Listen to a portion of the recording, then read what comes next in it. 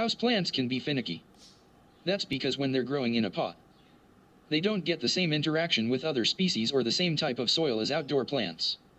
Try as we might, we just can't quite mimic the environment plants have outside.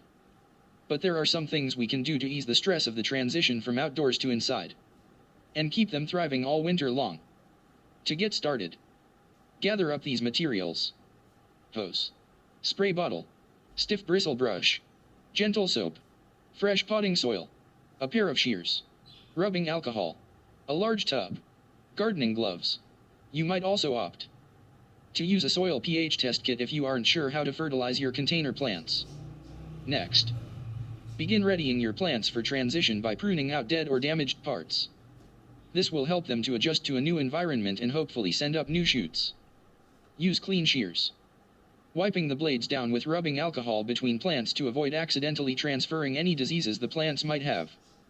This is also a good time to pick any debris out of the topsoil of the container.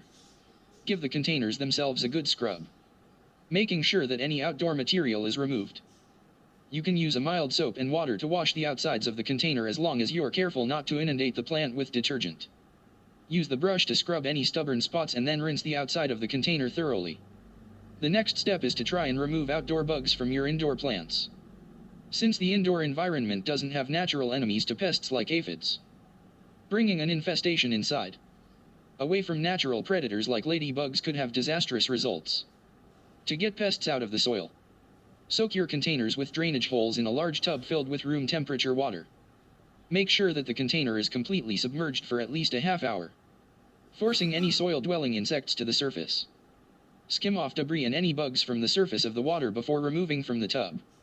Next, use a spray bottle or a hose, depending on the size and strength of the plant, to spray off any insects like aphids. Some gardeners will use neem oil or soapy water to kill bugs on the leaves, but a gentle swipe with a cotton ball will often do the trick and is less harmful to the plant. If you find that you have a major infestation, you should isolate that plant and treat it for the specific pest you find before bringing it into the house. This is also a good time to top off the soil or add fertilizer. If needed, you can use a pH test kit to determine if the soil is balanced. Make sure to adjust the pH for your specific type of plant to avoid fertilizer shock. If you are not sure of the needs of your particular houseplant, you can usually get information from your local university gardening extension. Once your plants have been thoroughly debugged, soaked, and fertilized, you might choose a method similar to hardening off seedlings.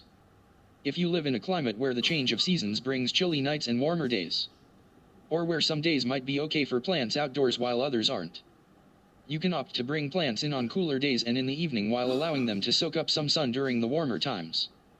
Once it's too cold for your plants to vacation on the porch, make sure to choose a spot indoors where they will get a similar amount of light as when they were outside.